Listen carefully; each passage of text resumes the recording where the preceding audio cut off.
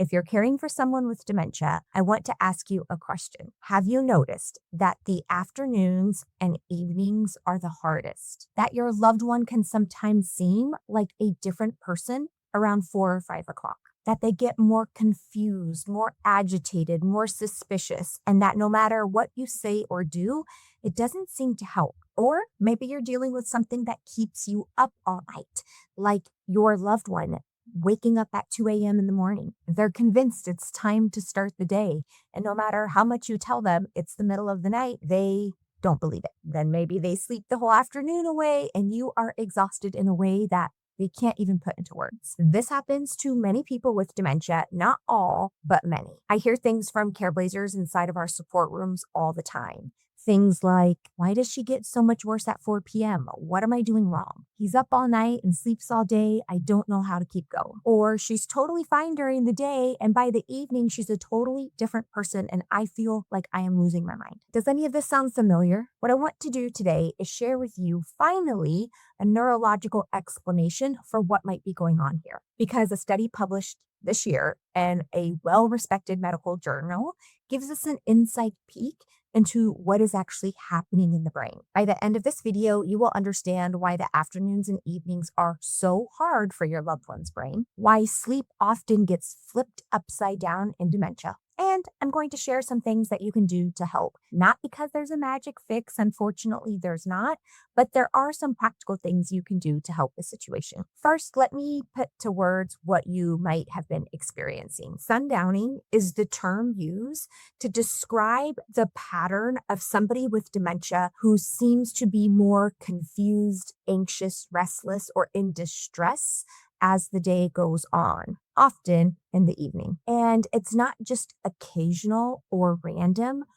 For most people with sundowning, it tends to happen consistently. Almost we can predict it happening. And then there's the sleep piece where your loved one might be up in the middle of the night, wandering, calling out, thinking it's time to start the day, or just up. And when that happens, that means you're not getting much sleep either. And if you are the only person providing a lot of care or the main person providing the care, it means you are running on empty and likely living a life that is dangerous for your own health. Not to mention the emotional whiplash that you can experience when your loved one seems totally fine for several hours out of the day and then boom, seems to be a different person. That swing from okay to not okay, the dramaticness of that swing sometimes can have us thinking like, what am I doing wrong? What am I missing? So I want to be clear because I know there's lots of talk about how what we do, what we say, how we present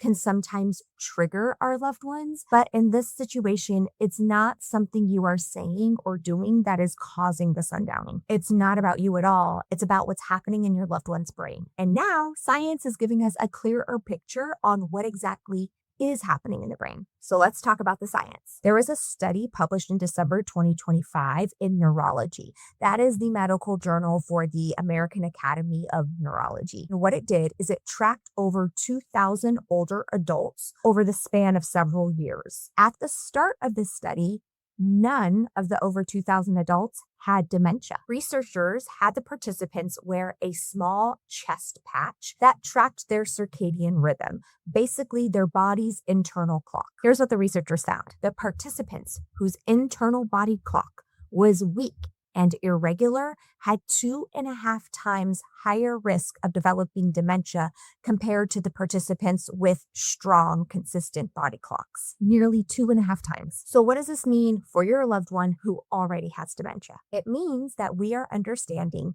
the 24-hour body clock that we all have is disrupted. Also, in late 2025, researchers at the University of Washington School of Medicine found that amyloid plaques, the toxic proteins involved in Alzheimer's disease, their circadian rhythms were also disrupted. Now, that study happened to be only in mice, so we have to be careful when we're applying it to human, but it's interesting. It points to something important. The disrupted internal body clock might not be just another symptom.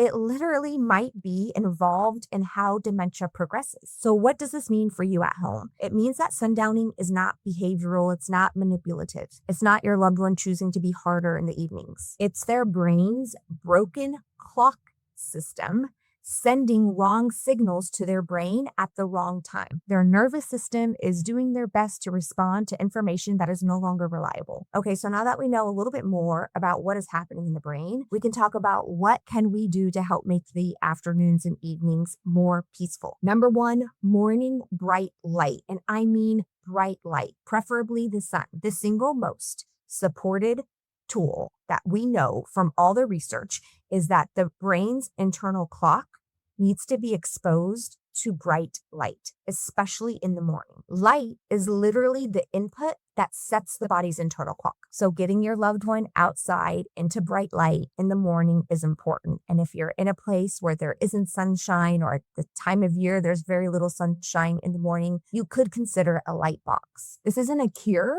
but it's actually working with biology. Number two, keeping a consistent schedule. Wake up around the same time, meals around the same time, bedtime routines that start around the same time. When everything is consistent, the brain doesn't have to work so hard to figure out what time it is. It helps reduce disorientation. Number three, reduce stimulation and light as the evening progresses. So as the evening approaches, what we want to do is reduce noise, lower lights, and reduce stimulating activity. If there are bright overhead lights, that can confuse the body's internal clock. The lights are literally sending signals to your loved one's brain that it might be midday instead of the evening. Think of it as sending your loved one's brain the message, it's safe to rest now. Number four, I love this one being a psychologist as my foundation. It's to reframe what's actually happening when the sundowning symptoms start to happen. No, it's not what you said. No, it's not what you did. No, it's not them trying to be difficult.